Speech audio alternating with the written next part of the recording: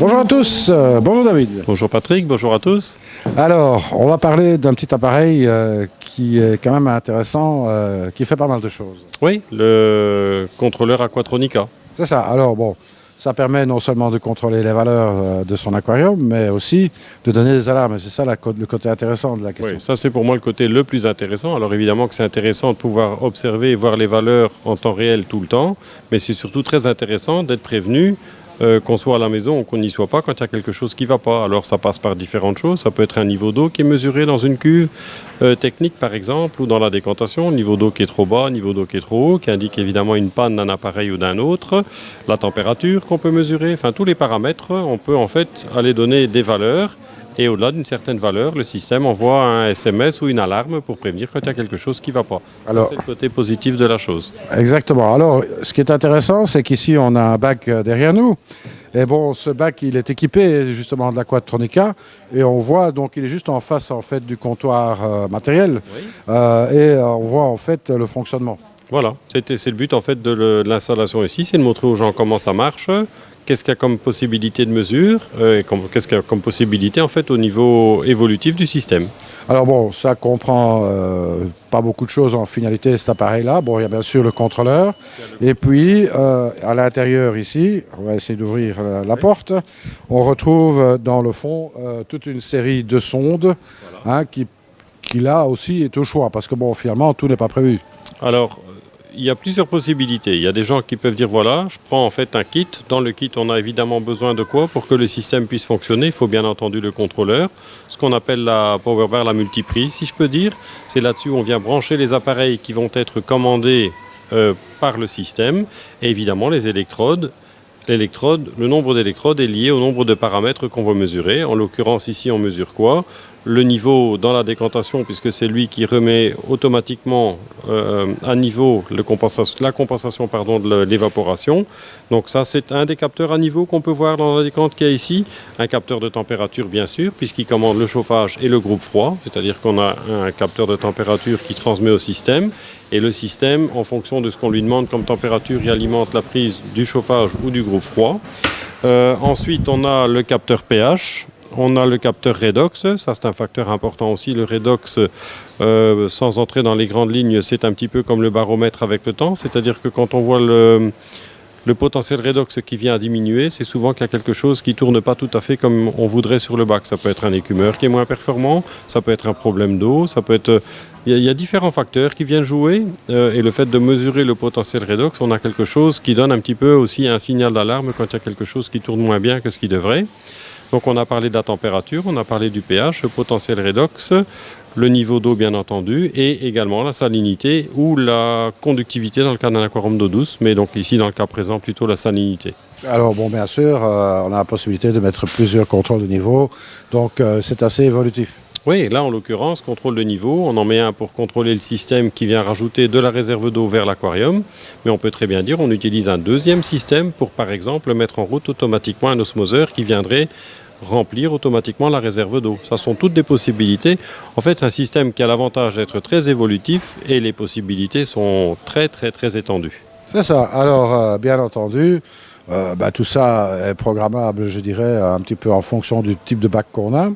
Alors bon, maintenant, pour les néophytes, je crois qu'un jour, il va falloir revenir sur vraiment les bases de ces valeurs-là, etc. On pourra faire ça à l'occasion, mais il faudrait un peu plus de temps pour le faire tranquillement.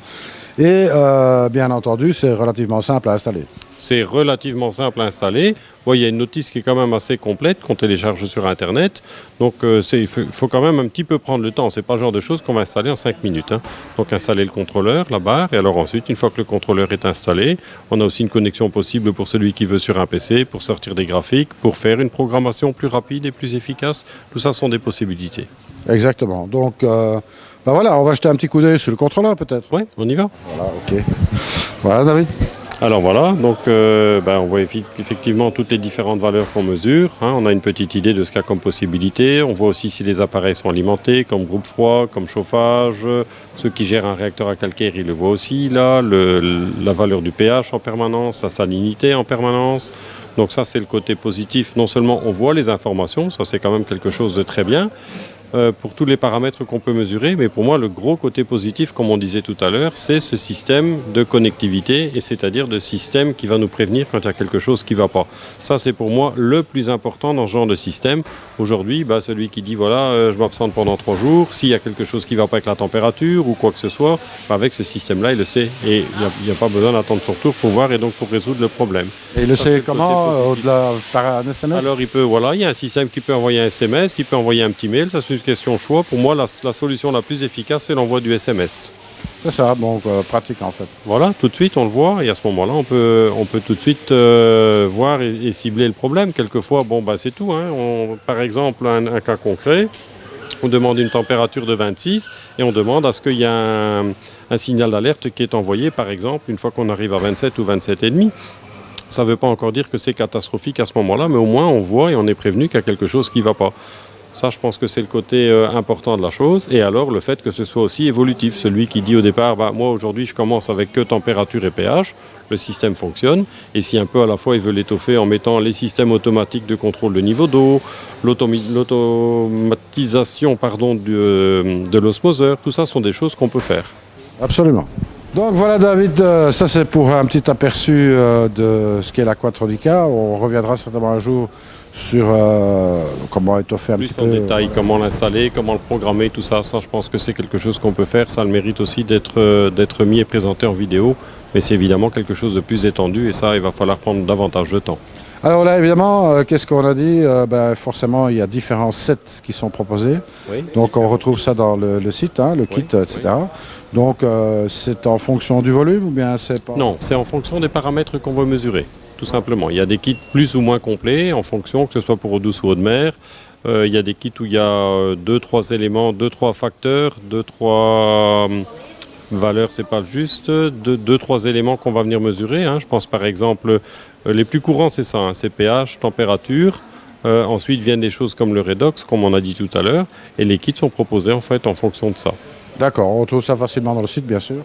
Tout à fait, donc la partie Aquatronica, toutes les pièces dont les kits sont évidemment détaillés, tout ce qu'il y a dans les kits, et évidemment tous les composants pour celui qui dit voilà, moi j'ai déjà un kit, je veux juste un capteur de niveau en plus pour commander par exemple l'osmoseur, il n'y a pas de souci, tout ça il va trouver sur le site aussi. Ah voilà, moi je te remercie en tout cas pour ces informations. Avec plaisir.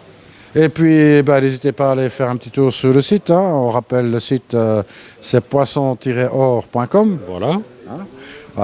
Et puis moi je vous dis à très très bientôt et en attendant surtout ne soyez pas sages. Au revoir. Salut à tous.